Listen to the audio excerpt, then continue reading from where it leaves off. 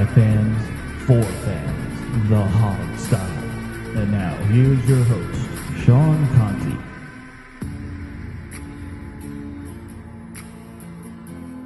Hello and welcome to the Hogstye, DC's unofficial leading source for all things Redskins in the NFL. Brought to you by TicketClub.com, your one-stop shop for live events nationwide. Click over to Ticket Club at the top of the Hogstye's website and buy your tickets today. I just checked, and they've still got tickets to that Skins Colts game over at FedEx on the 16th. So get them while they're hot. But just in case you're joining us for the first time, we're sure glad to have you. Always exciting to get ready for liftoff here on a new Hogstye season. My name is Sean Conti, and the rest of the Hogstye crew is here, including Mr. Analyst Steve Thomas. Steve, say hello. Hello, everyone. How are you? Very excited to start the new season, week one. Absolutely. We also have producer extraordinaire, Mr. Alex Zeese. Alex, say hello. Hey, good morning, everybody, and happy new football season to you. Happy Rosh Hashanah, since that's also this Sunday. So, yay. There you go. Very nice. And then the only one of us that's actually played any organized competitive football, Wrong. Steve has his glory days. He's got his. He said organized and competitive, Steve. It was just a long time ago. That was all. Jamal, I'm good, man. It's been a long day, but good to talk some Skins football in the middle of the week. So let's get to it. I'm ready. Yeah, absolutely. So that's what we're here to do. We got to preview the Arizona game on Sunday afternoon over at State Farm Stadium in sunny Glendale, Arizona. So how are we feeling about this? Actually, I know how we're feeling because pretty much all of us but Jamal predicted a big fat loss for this week. Are we feeling any better as we approach? I mean, I predicted a win, so I don't know. I'm still feeling pretty good about it. Did I get that wrong? Did I not give you credit enough for that, Alex? Yeah, I'm pretty sure I said win. Okay, fair enough. Well, let's start with this. Jamal wrote a good column. It was published on Wednesday, which is today, talking about whether this is a must-win game for the Redskins. So, Jamal, give us your thoughts, because, I had that same thought rolling around in my head, but I think the people need to hear it. Yeah, that's cool. So, I personally, the question derived from the month of September alone. When I look back at it, I think Jay Gruden in all 4 years, a lot of people exclude the 2014 year, which was a disaster, but just collectively, he started, the month of September, which, in terms of getting off to a good start, is pretty important. He's 5-8, and that's just something that hasn't really boded well for the Redskins under Jay Gruden's tenure, and he's 0-4, obviously, in season openers. Mm-hmm. So when you look at that, and you take into account how the Redskins seem to always be playing catch-up in the month of September, regardless of how they turn out. The Redskins ended up 2-1 last year in the month of September, which is good. They started 4-2 in 2016, or they got off to a 4-2 start after starting 0-2, and they still weren't in first place. 2015, I believe they were 1-2. It's just they're always playing catch up to some extent. Mm-hmm. Even at 2-1, I don't think they weren't even in first place last year. The Philadelphia Eagles were still undefeated. It just asks the question, how important, with all these changes and turnover in the roster, you got personnel that's extremely young. You're pretty young as a team overall now compared to previous years. How important is this week one game, and also how important is it to get off to a fast start in the month of September? And, in my opinion, yes, in the grand scheme of things, losing the first game doesn't mean anything for a 16-game season. However, when it comes to getting to a fast start, that's extremely important, and that's a confidence booster for your team, regardless of what it does in December or November. But for the first half of the season, it does bode well for your team in terms of confidence, and it helps get the right mindset for your team as well. So I do think the month of September is important. I think that beating a team that you're capable of beating is something that needs to happen. So, yes, I think it's a must-win. I totally agree with you. And as a matter of fact, the first key to the game, and it's going to be in our written game preview, is what I called it is defeat of Week 1 malaise, which leads into kind of what you're saying, which is that this team under Jay Gruden in Week 1 has looked flat. They've looked uninspired. They've looked poorly prepared, poorly coached. They don't look like they're ready to play football in Week 1. I mean, we've lost 5 Week 1 games in a row now. Last one we won was 2012 in the infamous RG3 game against the Saints, when he threw the touchdown pass at the end of the game. That was the last time we won a Week 1 game. So, look, it's on the road to the West Coast, and new quarterback, a lot of young players. I think there's a lot of factors that stack up against us, but the simple fact is, I think the most important thing is this team needs to look ready to play. Agreed. And, the thing you see people kind of putting their hope on isn't Gruden changing his ways. It's Alex Smith and, hopefully Adrian Peterson being early contributors to how this season goes, and them kind of being the ones who put this team on their backs and win the first 1, 2, 3 games, And I don't think Alex Smith is Kirk Cousins is the thing, because a big part of the problem in these games in the past couple of years at least is that Kirk individually has looked terrible. He's looked like a backup and not a starter. And I mean, Alex Smith historically has started pretty well, and I think he's a lot more. We can argue about the numbers and all of that, and we'll get to that. But Alex Smith just strikes me as a lot more mentally tough than Kirk Cousins ever was, which I think is a plus. And if that is the case, I think that leads itself to maybe a more normal performance in Week 1. I mean, we'll see. I don't want to put too much pressure, so to speak, on Smith, because the quarterback's just one guy of 50. Certainly. Yeah, but we know that he plays better when the team's behind. He tends to play better when the pressure is on. And as Steve just pointed out, he's got a much better record in terms of Week 1 win-loss. So Gruden might get bailed out by Smith. But I'd just add to this whole point in general. I mean, look at the first 6 games you got. You got Cardinals, Colts, Packers, Saints, Panthers, Cowboys. I think it'd be pretty important to pick up this Cardinals win. That would be I predicted the loss, but this would be pretty crucial. Well, I think obviously, technically not a must win. When we went through the schedule, it's pretty obvious to anyone who goes through it that the first quarter of the season is our easiest quarter. It doesn't get any better than that. So right. you gotta pick up. You can't stumble out of the gate this year. That's right. That's exactly right. I agree completely. Yeah, I agree too. You got three teams in which you're equal to in talent, or maybe even better than, arguably better than.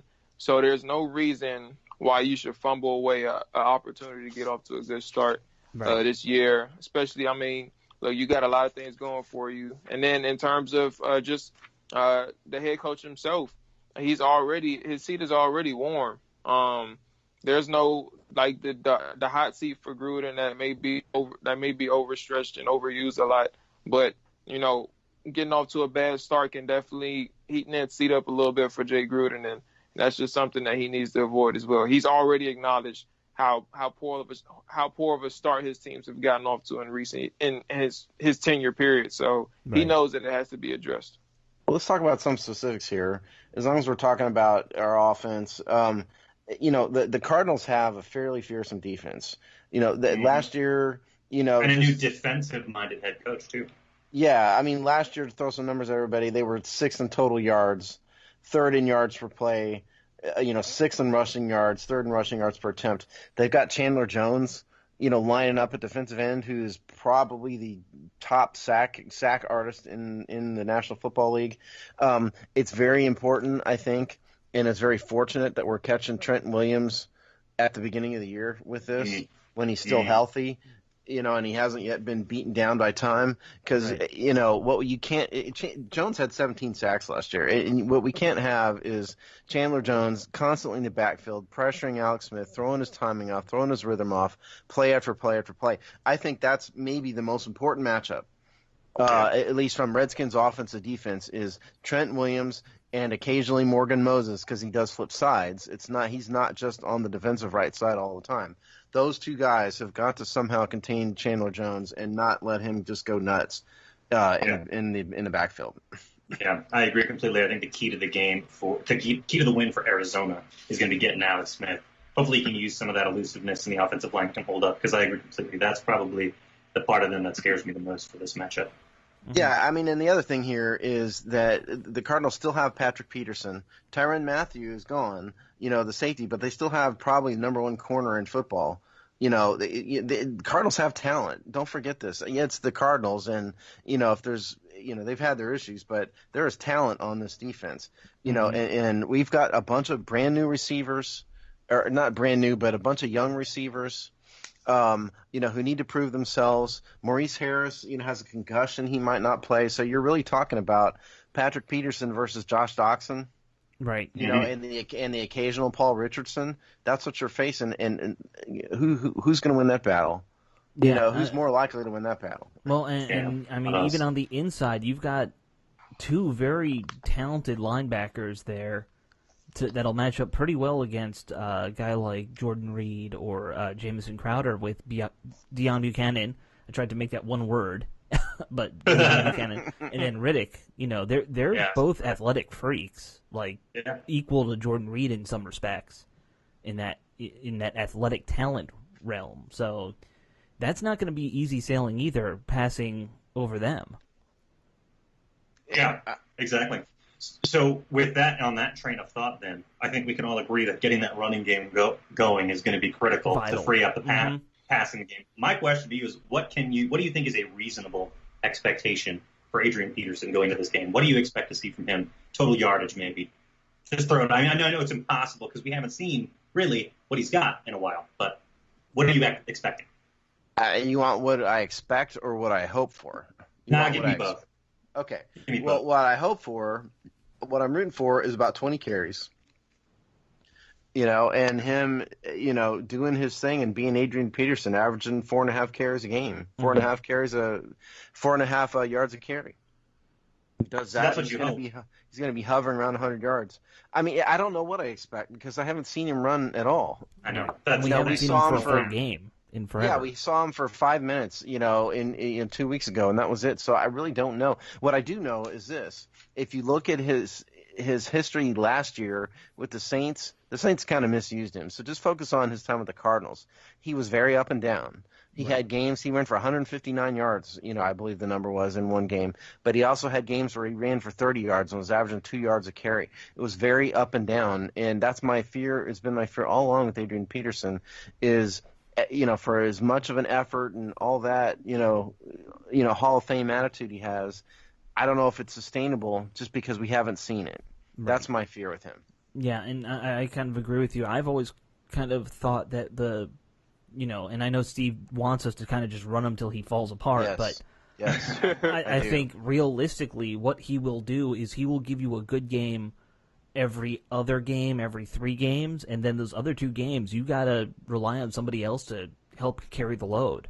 And we're going to have to figure out what that rhythm is, or the coaches will have to figure out, can he give us a good game this week? Probably, because he's going to be fresh. So maybe this is a 100-yard week for him. But I'm not going to count on that next week until I see it, back-to-back. I don't think it's going to be a back-to-back thing. Jamal, help us out here. Help us out here and answer this question. I personally, and I've stuck with this ever since we signed him. I see that. Well, this is what I think. AP needs anywhere between 15 and 20 carries to be effective, week in and week out. 12 to 15 touches per game is probably is reasonable as well. I expect 15 to 20 for him, in terms of for him to get going, but. In terms of this offense, you have Chris Thompson, you have spellbacks for Adrian Peterson. You want to make sure he's fresh with every carry that he gets. So I expect anywhere between 12 to 15, but I'm hoping for the higher number of 15. But Adrian Peterson, I expect it's kind of hard. I wish it would be easier to say something if he was like a 29 or 28-year-old Adrian Peterson. That'd be lovely to watch. But you're dealing with a 32-year-old or 33-year-old Adrian 33. Peterson. Yeah, 33-year-old Adrian Peterson, who I know the vision still hasn't left, is still there. He can still make moves. He's still agile, but to what extent, it's probably inconsistent. And it has a lot to go with what Steve said. He was inconsistent in Arizona. A lot had to do with the offensive line. I do acknowledge that. So the biggest thing is making sure that our offensive line is healthy to give him the best lanes and as much help as needed. And if he can get a lot of help from the offensive line as long as they're healthy and blocking efficiently, I don't think a lot of people look at Sean Laval as the weakest link, which is true. Actually, I don't even know that's true because I haven't seen Chase Roulier in a full-time position at center. So I don't know. The interior line, I'll just say, is probably the weakest link of the offense. But if the offensive line can get some cohesion and play well for all 16 games and remain healthy, you probably wouldn't even notice the difference. Like the running game would be very consistent this year of Adrian Peterson back there. And I'm personally looking forward to seeing how he does with the offensive line that's above average and more so within the top 12, top 10 offensive lines in the NFL. Mm-hmm. I will say this. I think what we will see is if Jordan Reed isn't on the injury list this week, so presumably he's healthy. And by the way, just real quick, since I said it, injuries, Maurice Harris, concussion, didn't practice Wednesday. Zach Brown, oblique. Colt McCoy, right thumb. They both practice full. So the only one who may be out is Maurice Harris of this. But, I will say this. I think if we see a running game that is effective via Adrian Peterson and Chris Thompson and a Jordan Reed who is healthy and doing his thing, is going to be dramatically different offense than what we saw last year. Mm-hmm. No matter what team we play, even the Cardinals, which have an outstanding defense, I think they will be much more effective if those two things actually happen. I mean, the question is, with a 33-year-old on a guy who's made of glass, I mean, who knows if that's actually going to happen for even a full game? That's the bigger question to me. Well, I mean, and I know we've been saying the Cardinals have some real talent on defense. The one place we might be able to exploit them outside the running game is they do kind of lack some depth behind the top talent out there. I was looking at their depth chart. Jamar Taylor, I don't know anything about Jamar Taylor. I know he came from the Browns. So I'm assuming that's a quarterback you can exploit. Yeah. Well, I'll tell you where statistically they're weak. Statistically, the one area that they weren't very good at is red zone defense. They were last year. They were okay. Last year they were 25th in the NFL in red zone defense at 58.7%, meaning 58.7% defensive line in my mind. Yeah, and the result of that is, in spite of the fact that they gave up very few yards, they gave up a decent amount of points. Mm-hmm. But it's because they're weaker in the red zone than some others. Don't know why. Necessarily. Also, it may be. Who was their quarterback last year? I'm about to say it probably had to do a lot with quarterback play and offense. Yeah. They Blaine turn the Gabbert, ball I think. over easy. Yeah, that's easy. A lot of possessions in the opponent's territory. Mm-hmm. Yeah, true. That's very. Can't argue with any of that logic. I'm just saying that's their weakness. And so if the Redskins are a terrible red zone team. We haven't done well in the red zone on offense in a long time. We were better last year. We were 16th, middle of the pack, which is about as good as we've been in forever. Right. But if we have a strong run game and you have a tight end and you have some of these bigger receivers, out there, it looks like Cam Sims is probably going to be active because of Maurice Harris's concussion. Mm-hmm. You have some bigger guys maybe will be better in the red zone and be able to exploit that weakness on the Cardinal defense. Sure. Yeah, and I agree. It's that the red zone they still have to stop the team. So it's not as if even if the offense for Arizona was terrible and handing over the ball to the opposing teams, Arizona didn't do that good of a job stopping them. It's just like the Browns in 2016. They had a good defense, but they couldn't stop people from scoring, and that had a lot to do with DeShone Kizer. Oh, that's 2017. Excuse me.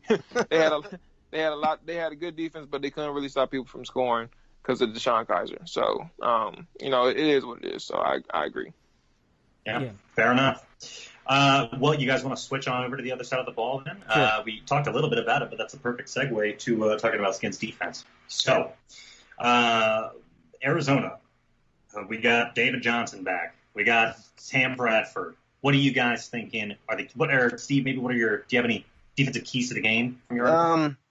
Yeah, well, there's two obvious ones. Number one, when you're talking about David Johnson, what you're talking about is a guy who's one of the top running backs in football. He was hurt last year. He missed all of last year. Exactly. Yeah, he missed all last year, and so the question is, how effective is he going to be? This is a man who had 2,000 yards from the line of scrimmage. If you throw in his 879 receiving yards in 2016, right, great dual threat running back. Yeah, great dual threat. Averaged 4.6 yards per carry in 2015, 4.2 in 2016. So the question is, if this truly is the David Johnson, the number one key on offense, number one key is whether this revamped, redone defensive line is going to earn their money. Right. Because we all know, it doesn't need to be said that the defensive line has been terrible in recent years. That having been said, they were much better when they were healthy at the beginning of last year. They weren't great, but they weren't awful. They were middle of the pack, maybe upper middle of the pack in the first quarter of last season when they were all healthy. So if Darren Payne, I think it's still Daron Payne, John Allen, well, he changed his pronunciation on his name. If these guys can shed blocks, the Arizona offensive line is terrible. They have a new center, new right tackle, new right guard. Mm-hmm. And they were terrible last year, and there's no telling whether they're going to be terrible again this year. So to me, that's job number one is do well against David Johnson. And the other thing is Josh Norman needs to man up, put his big boy pants on, and keep Larry Fitzgerald from going crazy. Those two things, I think, are the keys to the game for the Redskins defense. Yeah. Well, I'll say in terms of their offensive line and our defensive line, this is a great test for our guys, and this is totally like a trenches game because that's where it's going to be won on this one. But I would stop short of saying that they're terrible. I mean, it's DJ Humphries, right, and Mike Upati and Andre Smith. It's going to be a test. I mean, I know that they were abysmal running the ball last year, but this is a new year. I think this is going to be a major test for our guys. But I agree with your assessment, Steve. It's going to Payne, Allen, that triangle that they make with Brown behind him too. It's a test for these guys to get it done. I think they can do it. And they weren't just bad at rushing. They were maybe the only team that was worse than the Redskins at rushing the ball last year. I think I saw that. Yeah, that's terrible. 32nd yards per attempt in 2017. Yeah. Obviously, they're not going to be 32nd this year if Johnson's even half of what he used to be. Exactly. But here's my thing. I don't know. When you have a talent like that in the backfield, I don't know if you're never going to be able to completely shut him down. He'll still be effective even on a bad day. So to me, it all comes down to, can you get Sam Bradford uncomfortable? Yeah. If you can take out the passing game, I think that helps tremendously for our chances winning this one. Is get to Bradford. Apparently, Preston Smith gets like 2 sacks every time he plays Sam Bradford. I saw a story about that today. Yeah, that's right. So he needs his 2. I need Kerrigan to get 1 or 2. I need one of these guys on the D line to really make him, feel it at one point. We need to just go after Bradford as much as we can, because outside of Fitzgerald, they don't really have that much in the passing game in terms of receivers. It's a bunch of rookies, right? They got David Johnson. David Johnson's a hell of a receiver. So that's all you really. Okay, true. so fair enough. JJ Nelson, sorry, that's the guy who beat us for the game winner in 2016. Right. Yeah, I don't think they need a lot of people. I think Jamal's absolutely right. And I think you mentioned this in your column, didn't you, too, Jamal? Yeah, they don't need a lot of people, in my opinion. They have Larry Fitzgerald and David Johnson. That's really all they need. And by the way, Sam Bradford, I've got some numbers on Bradford. The past 2 times he's played us, November 13, 2016, went 31 of 40 for 307 yards, 104.9 quarterback rating. The time before that, December 26, 2015, the Redskins won both these games, but it doesn't really matter. Passed for 380 yards in December 26, 2015. That was when he was with the Eagles, I believe. So, I mean, he's put up monster numbers against the Redskins in losing efforts. Who hasn't, Steve? Who hasn't? Well, there's that. I think Alex made a great point, by the way. I didn't mean to dog on Kerrigan and Preston Smith by not calling them out. This could totally be huge paydays for them. But I just think that's the thing. If I was Sam Bradford, made of glass, I'd be kind of pissing my pants right now with the pass rushers that we have. I think we're going to be able to get to the quarterback this year. I just hope it starts this week. I would just like to point out the obvious that the running back that caused the Cardinals to be last in the NFL in rushing is now our starting running back. Yeah. You know, I just like to point that out. Ain't that life? Ain't that a thing? Yeah, but it was Adrian also their Peterson terrible lovers. O-line. Ours is at It least was. on the worst day okay. It's just a joke, people. Yeah. It's just a joke. Relax. It's not funny, Steve. But here's one of my concerns, and a lot of I think a lot of people. It depends on how you look at it. It's perspective. The youth on this team, the Redskins in general, now at cornerback, secondary in general, it's pretty inexperienced outside of Norman Mm-hmm. and Swearinger. I mean, you got Dunbar, who's been playing the position for about 4 years. And then you have Fabian Moreau, who's about to have extensive time as basically a starter playing at the slot position. But he hasn't really played last year. He didn't really play last year at cornerback. And then you got Danny Johnson, and you got a couple other rookies, inexperienced guys. The defensive line is young too. Two guys who really didn't play is headlining the front seven, and Jonathan Allen and Deron Payne. Now I do respect their talent, and I do believe that they're going to be really good. So I'm not necessarily doubting them. But my whole point is that although youth is a good look, sometimes people may overvalue youth and think that that's always a good thing. Sometimes the youth may not be ready in the position that the organization is putting them in at that moment. So I'm saying that to say that the secondary, we have to see how that turns out. I think that's probably the weakest link of the team, and specifically the defense. Obviously the defense, but I think that's probably the weakest link of the team is the secondary, given that it's inexperienced. And that's something that I think causes concern, because if the D-line or front seven is having a bad day, you could be in it for a long game with whoever they play. And that's something that really concerns me. I bet you Orlando Skandrick is listening to this podcast right now and laughing. Probably, yeah, probably. Where did he that's end not up to say anyway? he's with Kansas City. Oh, that's right. They love our ex corners, don't they? Right. Yeah, they cut Emerson already. He didn't even last the preseason. But they still got Kendall Fuller and Orlando Skandrick. I think you're exactly right, Jamal, in terms of the youth and the secondary in particular. I mean, people need to understand that they're facing a Hall of Fame receiver here, and they've got Josh Norman and a bunch of kids who are just barely out of diapers, by NFL standards. Right. And you're right. I mean, Dunbar has played, is it 3 years or 4 years, however long it is? This is third season, I believe. Okay. Yeah, because Jamal, you said 4 earlier. I'm not sure what it is. No, it's 4. He started in 15. Okay. Did he so start that this early? is Wow. So this is his fourth year, but it's his fourth year ever playing. He was a wide receiver. It's his fourth year ever playing this. And then we've got literally no one behind them who's ever lined up in an NFL backfield, because Moreau barely played, as you said. I think it's a great concern. It's a tremendous concern, especially if the Cardinals spread the field. Yeah. And again, you have there's just a ton of youth. It makes me nervous. Nervous is the wrong term. I'm concerned that we have so much youth on this team because the Redskins pushed all their chips in on the youth. And this time. That's exactly my angle. They went all in on their youth. And granted, they're around these guys 24/7. They work with them, they coach them, they see some things that we don't see. And that's fine and dandy. I respect it 100%. I really do.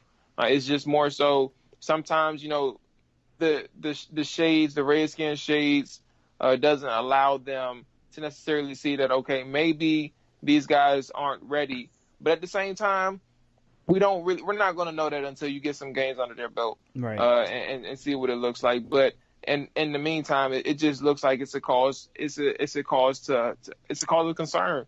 And it's legitimate. It's not necessarily being a pessimist, but at the same time, it's just acknowledging that these guys really haven't seen anything yet, and they're going to see a lot of things that may take them a while to get adjusted to. Yeah, well, we've got our own Rick Rogers is mad at me right now because I'm being overly being a worrywart about this youth. He has predicted a much more successful season than I have. Rick I hope gets he's very right. homerish at the beginning of every season. Yeah. I've noticed that.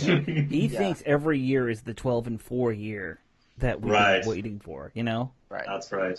I hope he's right. I love Rick. He's one of my favorite, guys on our comments section, guys we do a show with, everything. Like I love dealing with Rick, but he becomes the biggest fanboy around this time every year.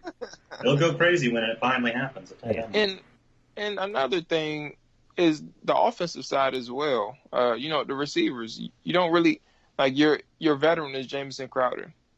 Think about that. Like we don't have. You're right. I said that Richardson earlier. is been around for a while, but different team. Richardson. Oh, Paul Richardson. Yeah. I mean, okay, that's fair. Paul Richardson. He's been around since backup. How long he's been around since 2013? I'm not sure. Something like that. He's been around 5 or 6 years. Okay. Well, yeah, I give you that. So. Well, no, you don't need to give him that because Paul Richardson was a backup. Paul Richardson. This is my concern. Yeah, all that's along still with being part of a professional franchise. Oh yeah, he That's did miss 2 seasons with an injury, but I mean, I'm glad Paul's on the team. Don't misunderstand me, but I'm not convinced that the contract they gave him was backed up by the numbers he produced in Seattle. I guess that's the best way to say it. There's not. Maybe it was certainly backed up by his red zone efficiency. I can tell you that much. If we were picking him up for that was a smart move. I'm not saying he's going to be bad. I'm just saying that I think he's a question mark compared to the huge contract he has. No, and that's the moral. I mean, we got huge question marks, in the receiving core and defensive backfield, and I mean, there's no denying it. This is the problem with predicting Week 1 games. Is you can't really do it. But with that in mind, do we want to go ahead and put these predictions in because we're coming to the end here? We're a little bit over. Sure. Yeah, let's do it. All right. Should I start? Yep. You start.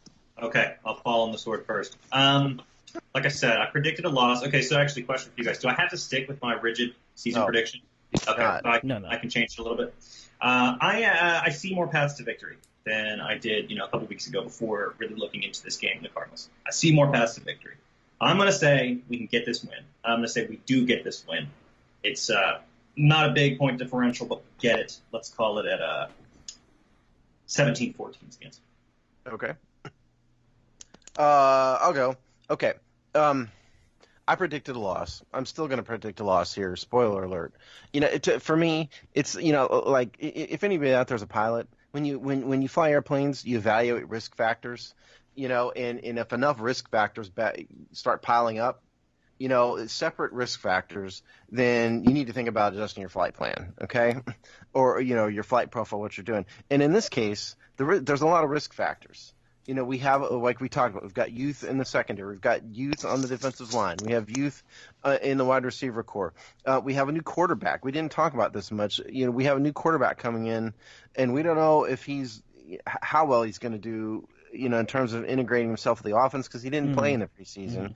We've got a coach with a very bad history in Week 1. His team start slow, and we're traveling 3 time zones away to the West Coast. To me, there's too many issues, too many risk factors that have piled up to allow me to predict a win here. I think there's too much. Throw in the outstanding Cardinal defense. So I'm going to say close game, Redskins win, Redskins lose. I'll say 24-20. Cardinals. Defensible. Jamal, do you want to go last, or do you want me to go? No, I'll go. Just to follow up on Steve because he predicted a loss. I think I feel the same way. This game, and I don't see it right now.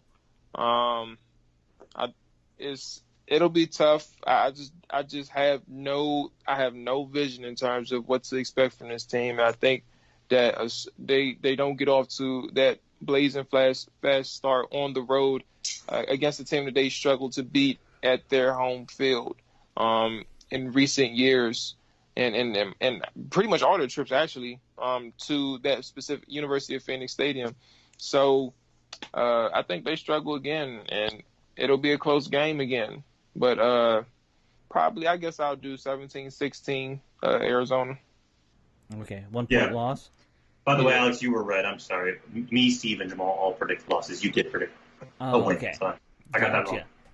All right, so I will say that the Skins won this last year. 20-15, I think. 5-point win at home. So I'm going to give 3 points to Arizona. So that would be a 2-point win for the Redskins this year. So let's say something advanced. like... This is awesome. This is like advanced analytics. Yeah, 23-21 it's like Redskins. It's like a Vegas bookie is what it is. Yeah, I like it. Yeah. Okay. See, the beauty of the Hogsty is we have covered our bases and we have ensured that we will be right no matter what. We always do. And that's not planned, by the way. It's totally we just all disagree. We're usually all wrong in unique ways. Right. All right. Well, maybe we go ahead and cut it off here. We're at 35 minutes. Our episodes are getting shorter, folks, if you're listening and if you've been with us for a while, because we're back in the season schedule. We're coming out with more episodes more frequently during the week as the season progresses, so they're getting a little bit shorter as a result. But don't fear, you got plenty of us jibber-jabbering, the same amount that you've always had, so we're not going anywhere. In the meantime, hogsty.com. Check it out for new written content pretty much every day. And until then, we'll see you. Take care.